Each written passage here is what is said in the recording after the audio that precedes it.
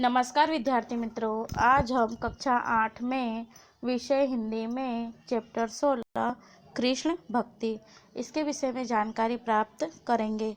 बच्चों ये काव्य है और इस काव्य के लेखक हैं मीराबाई।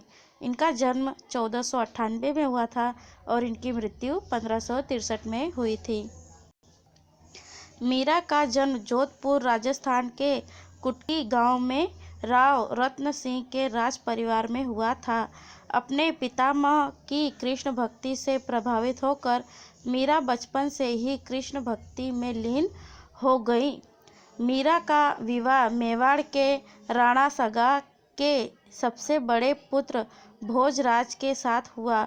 इनकी कृष्ण भक्ति ससुराल के लोगों को अच्छी न लगती थी, लेकिन कोई भी उन्हें भक्ति मार्ग से हटा न सका।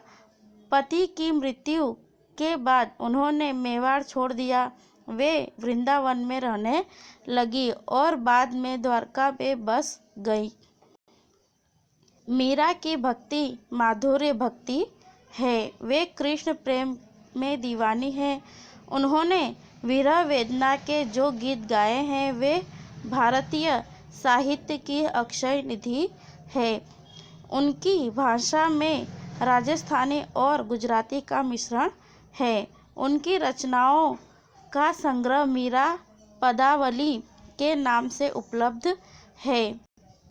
प्रस्तुत पद में सावन में मीरा को हरि आगमन की भनक लगती है और इस मंगल बेला में उनका मन मयूर नृत्य करने लगता है। सावन की बदली से वे बरसने का अनुनय करने लगती हैं।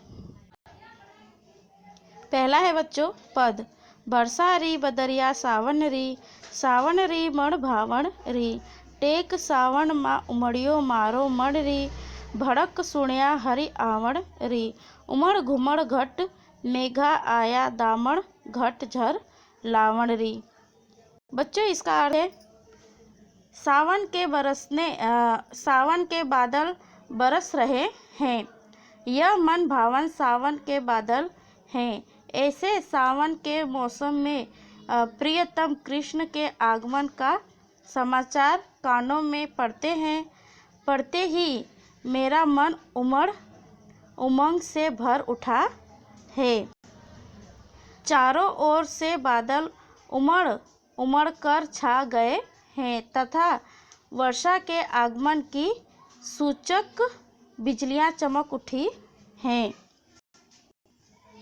आगे हम देखते हैं बच्चों। बीजा बुंदा मेघा आया, बरसा शीतल पावन सुहावन री, मीरा के प्रभु गिरधर नागर बेला मंगल गावण री।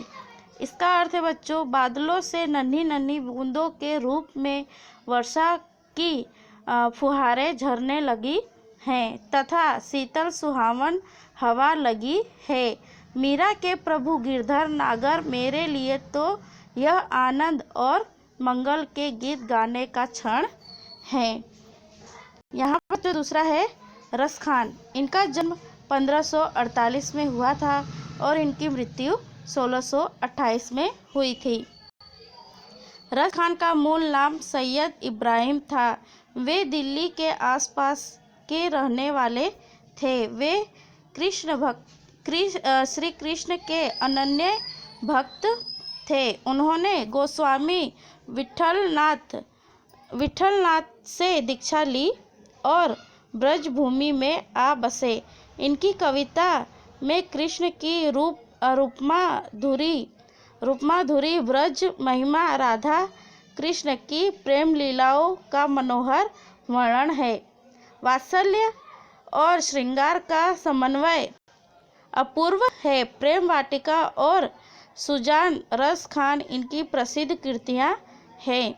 इनकी रचनाओं का संग्रह रस खान रचनावली के नाम से मिलता है। यहाँ संकलित सवैये में कृष्ण प्रेम में दीवानी गोपी कृष्ण की वेशभूषा पहनना तो चाहती है, कृष्ण का स्वांग भी करना चाहती है, किंतु उनकी मुरली के प्रति उसके मन में ईर्ष्या भाव है, उसे अपनी सोच मानती है।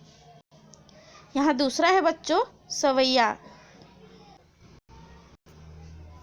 मोर पंखा सिर ऊपरी राखियो, गुज की माला गजे गरे पहिरोगी, ओढ़ी पीताम्बरी की लकुटी, बन गोधन ग्वारिन संग फिरोगी, भाव तो वो ही मेरे रस खानी, सो तेरे कहे सब स्वांग भरोगी, या मुरली घर की अधरान धरी अधरा न धरोगी। बच्चों इसका अर्थ है, गोपी कहती है कि मैं मोर पंख को अपने सिर पर रखूंगी, गुंजा के फूलों की माला गले में धारण करूंगी, पीताम्बर और लकुटी लेकर गाय बैलों के साथ जंगल में फिरूंगी। रस खान कहते हैं कि मेरे मन भावन कृष्ण को जो कुछ अच्छा लगेगा वह सब स्वांग धरूंगी, परंतु इस मुरली को अपने होठों पर नहीं रखूंगी। यह मुरली के प्रति गोपियों का सोतिया डाह है। आगे हम देखते हैं बच्चों, यहाँ बच्चों शब्दार्थ टिप्पणी दी गई है।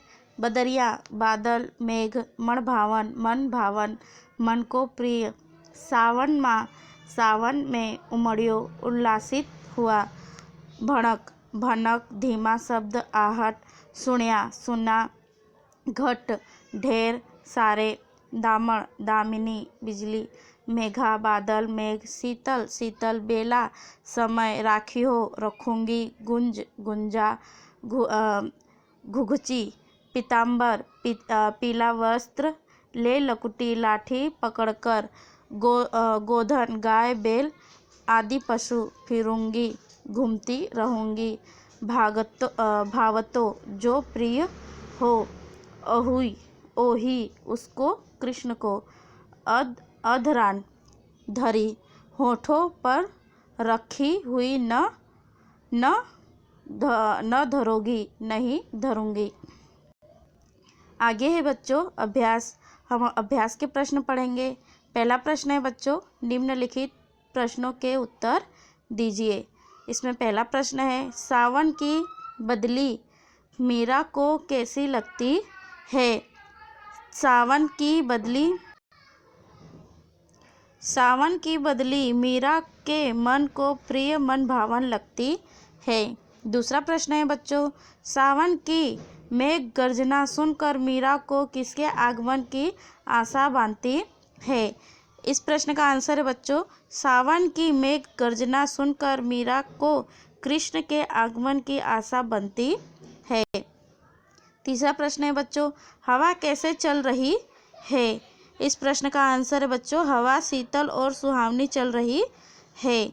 चौथा प्रश्न है बच्चों, गोपी कृष्ण का वेश क्यों धारण करना चाहती है? इस प्रश्न का आंसर है बच्चों, गोपी कृष्ण को रिझाने प्रसन्न करने के लिए वेश धारण करना चाहती है।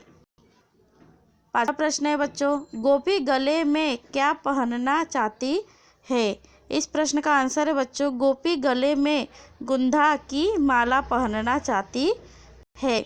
छठा प्रश्न है बच्चों, जंगल में गोपी किसके साथ घूमती रहेगी? इस प्रश्न का आंसर है बच्चों, जंगल में गोपी गाय बैल और ग्वालिनों के साथ घूमती रहेगी। सातवां प्रश्न है बच्चों, कृष्ण की कौन सी वस्तु गोपी को अच्छी नहीं लगती है? इस प्रश्न का आंसर है बच्चों, कृष्ण की मुरली बांसुरी गोपी को अच्छी नहीं लगती है। अब हम स्वाध्याय के प्रश्न देखेंगे बच्चों। पहला प्रश्न है, निम्नलिखित प्रश्नों के उत्तर लिखिए। इसमें पहला प्रश्न है बच्चों, बरसा री बदरिया सावन री पद के आधार पद वर्षा ऋतु का वर्णन कीजिए। इसका आंसर है बच्चों, बरसा री बदरिया री पद में मीरा ने वर्षा ऋतु का वर्णन मनमोहक किया है।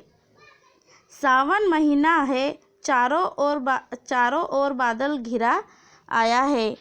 बादल उमड़ घुमड़ रहे हैं, बिजली चमक रही है, पानी की बूंदें बरस रही है, ठंडी हवा चल रही है।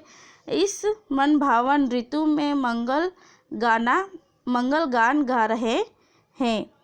दूसरा प्रश्न है बच्चों, गोपी कृष्ण का रूप कैसे धारण करना चाहती है? इस प्रश्न का आंसर है बच्चों, गोपी कृष्ण को प्रसन्न करने के लिए जो जो उन्हें अच्छा लगता है वही रूप धारण करना चाहती है।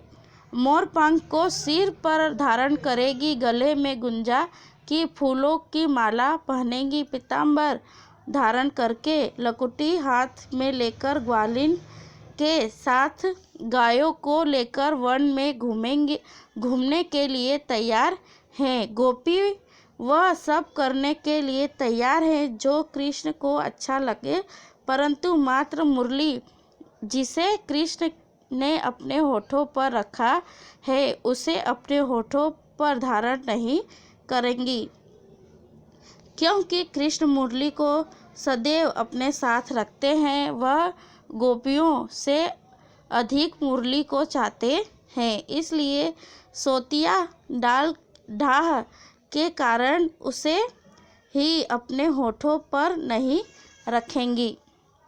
तीसरा प्रश्न है बच्चों, अधरान धरी अधरा न धरूंगी में कौन सा अलंकार है? समझाइए।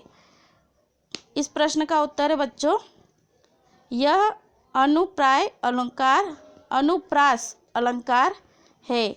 अनुप्रास अलंकार की परिभाषा है बच्चों, जब एक वर्ण की आवृत्ति बार बार हो तो उसे अनुप्रास अलंकार कहते हैं। दूसरा प्रश्न है बच्चों, गोपी कृष्ण की वेशभूषा तो धारण करना चाहती है, किंतु उसकी मुरली को नहीं छूना चाहती है। ऐसा क्यों? अनुमान लगाकर लिखिए। इस प्रश्न का उत्तर है बच्चों, स्त्री सब कुछ सहन कर सकती है, परंतु वह अपने प्रेम को बांटना नहीं चाहती।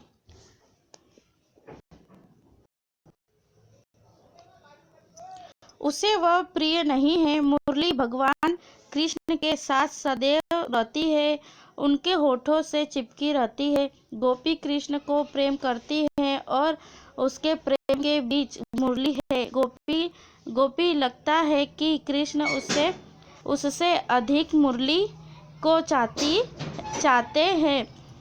मुरली उसकी सौतन है। इस ईर्ष्या के कारण गोपी कृष्ण की वेशभूषा तो धारण करना चाहती है, परंतु मुरली को छूना नहीं चाहती। तीसरा प्रश्न है बच्चों, नीचे की काव्य पंक्तियाँ पूर्ण कीजिए। यहाँ बच्चों आप लोग को काव्य पंक्ति पूर्ण करनी है।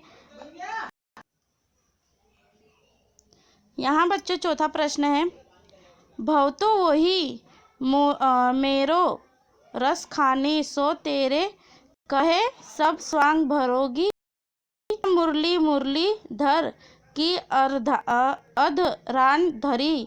अधरा न धरोगी। बच्चों ये पंक्ति का भावार्थ आप लोग को अपने मन से लिखना है।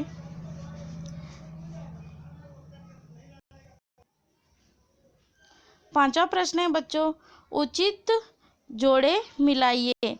यहाँ पे बच्चों और ब में जोड़े मिलाना है। पहला है, ओढ़ी पीताम्बर ले लकुटी बन। इसका आएगा बच्चों, चौथा आएगा, गोधन ग्वालिन संग फिरोगी। दूसरा है बच्चों, उमड़ घुमड़ घट मेघा आया। तो इसका आएगा बच्चों, दामड़ घट झर लावण री। तीसरा है बच्चों, मोर पखा सिर ऊपरी राखियो। इसका आएगा बच्चों दूसरा, गुंज की माला गरे पहिरोगी। चौथा है बच्चों, मीरा के प्रभु गिरधर नागर। इसका आएगा बच्चों, बेला मंगल गावण री। यहाँ बच्चों आपने जोड़ियाँ मिलाई। अब हम देखेंगे निम्नलिखित शब्दों के दो पर्यायवाची शब्द लिखिए। पहला है बच्चों मेघ। मेघ का समानार्थी शब्द है घन, बादल। दूसरा है दामिनी। दामिनी इसका है बिजली, दामन। तीसरा है बच्चों पवन। इसका है वायु, हवा। चौथा है बच्चों मोर। इसका है मयूर। पांचवा है बच्चों वन, तो जंगल, अवर्ण। जंगल आएगा बच्चों और अरण्य, अरण्य आएगा बच्चों। और यहाँ पे बच्चों 7वां प्रश्न है, बरसात का मौसम तो आप सबको अच्छा लगता है, बताएं क्यों अच्छा लगता है। यहाँ बच्चों ये प्रश्न आप लोग को अपने मन से लिखना है और ये पाठ आपका पूरा होता है और इसके अभ्यास और स्वाध्याय आप लोग को लिखना है और ये काव्य पढ़ना भी है।